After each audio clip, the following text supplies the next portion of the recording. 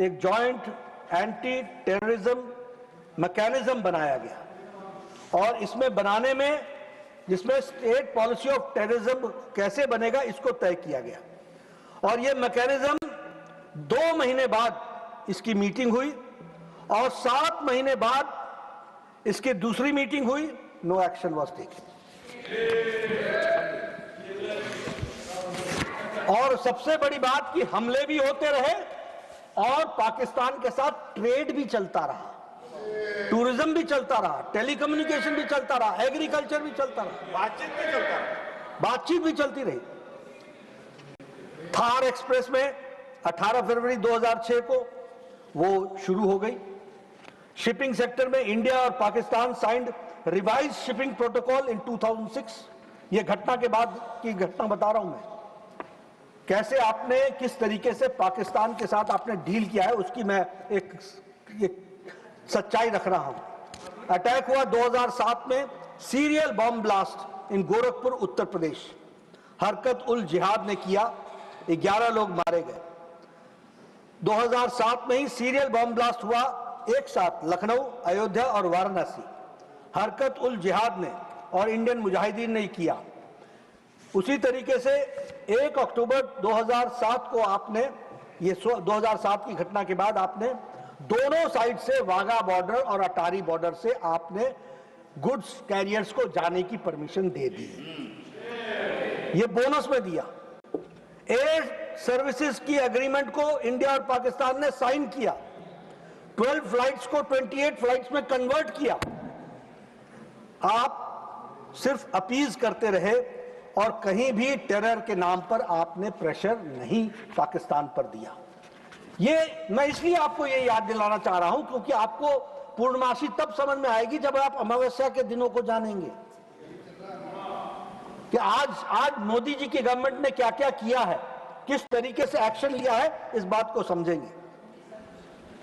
31 दिसंबर 2008 को रामपुर में सीआरपीएफ के कैंप पर हमला हुआ। वहां एक शहाबुद्दीन नाम का एक आतंकी जो पकड़ा गया था, लाइफ कन्विक्ट था, उसको उत्तर प्रदेश की सरकार ने छुड़ाने के लिए तय किया और छुड़ाने के ऑर्डर दिए। इलाहाबाद हाई कोर्ट ने मना किया, you can't do it. Appeasement की हद कहां तक पहुंच गई यह भी हमको समझ लेना चाहिए। जयपुर का बॉम्ब ब्लास्ट 13 मई 2008, place of attack multiple locations in Jaipur. Indian Mujahideen इसमें इन्वॉल्व थी। 71 people were killed and 185 injured. और इसके बाद क्या हुआ 2008 में, इंडिया और Pakistan agreed on a set of specific Kashmir specific confidence building measures. हम कॉन्फिडेंस बिल्डिंग मेजर्स पर चले रहे, वो हमारे को गोलियों से भूनते रहे और हम बिरयानी खिलाने चले रहे।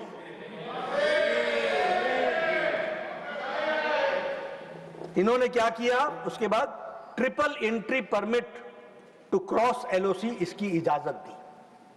This has happened after this Jaipur incident. Simplification of the procedures of getting the permit which takes at least 2 years, otherwise वो 2 years लगता है, उसको सिंप्लीफाई किया। Frequency of 2 cross LOC bus services Srinagar Muzaffarabad और पुंछ रावलकोट, इसकी शुरुआत तो की ही की, पहले फोर्टनाइटली था, उसको वीकली कर दिया। यानी आप अपीजमेंट में मिठाई पे मिठाई खिलाते चले गए और वहां से बम और गोलियां चलती रही और वो आपको किस तरीके से अटैक करते चले गए। Bangalore serial bomb blast multiple locations पर बैंगलोर में किया गया। उसमें students Islamic Simi was involve, उसमें लोग मारे गए और 20 लोग इंजर्ड हुए।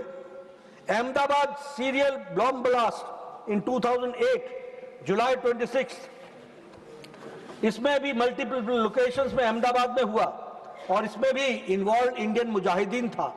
पीपल किल्ड 56, संख्या देखिए साहब, कहीं 70, कहीं 56, कहीं 100, कहीं 209 और over 200 people were injured.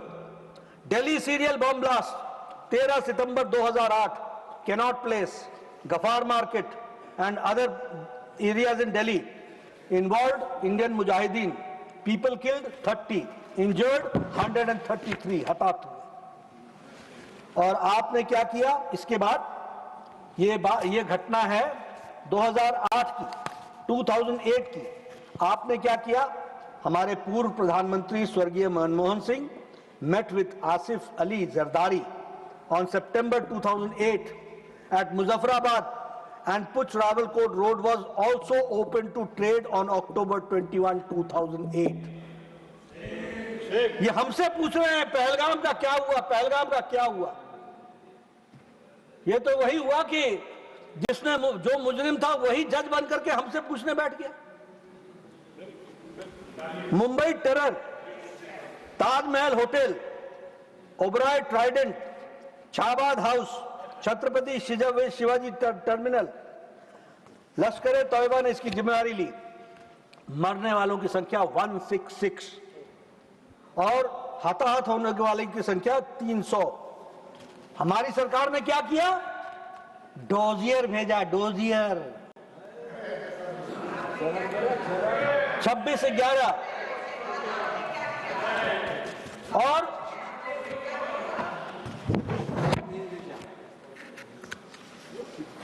और सीनियर मोस्ट ऑफिशियल्स ने क्या उत्तर दिया? What was there?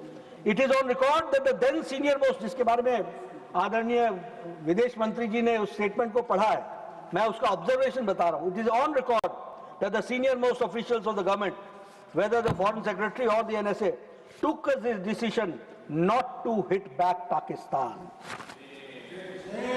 not to hit back Pakistan। इसलिए मैं बोलता हूं, फौजें वही थी,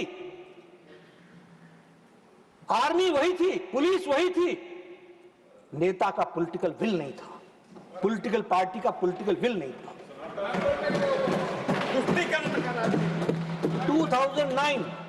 2009 रशिया में शांघाई कोऑपरेशन ऑर्गेनाइजेशन की डायलॉग शुरुआत हुई। ये उसके बाद है, ट्राइडेंट के बाद। और हमारे विदेश मंत्री जी ने इससे पहले स्टेटमेंट में बताया है कि 2009 में, 2008 में घटना घटी थी, 3 महीने बाद 2009 के जनवरी फरवरी में शायद ब्रिक्स में जिक्र तक नहीं हुआ इतने बड़े अटैक का। There was no discussion on, no reference to it. उसी तरीके से इजिप्ट में 2009 में शर्म अल शेख में संयुक्त बयान दिया गया। शर्म अल शेख, क्या शर्मनाक बयान, शर्म अल शेख में शर्मनाक बयान। और क्या किया? भारत के अंदर टेररिज्म को बलूचिस्तान के साथ जोड़ दिया और हम पार्ट एंड पार्सल बन गए, इक्वल्स पर आकर के खड़े हो गए। Both leaders agreed that the terrorism is a main threat to both countries.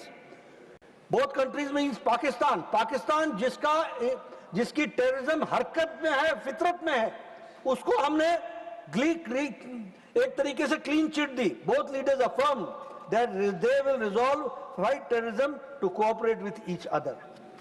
ये किस तरीके से चलता रहा उसका एक छोटा सा नमूना मैंने, क्योंकि हम पहलगाम को देखिए, अगर हम सिर्फ एक टुकड़े में समझने का प्रयास करेंगे नहीं होगा, हमको समझना पड़ेगा क्रोनोलॉजिकल ऑर्डर के तरीके से कि घटनाएं कैसे कैसे देश में चलती रही और पॉलिटिकल लीडरशिप कैसे कैसे रिस्पॉन्ड करती रही, इसको समझना पड़ेगा और इसको ध्यान में लेना पड़ेगा। और उस समय बलूचिस्तान पर, अदर एरियाज पर प्राइम मिनिस्टर ने क्या कहा? said that India was ready to discuss issues with Pakistan including the outstanding issues।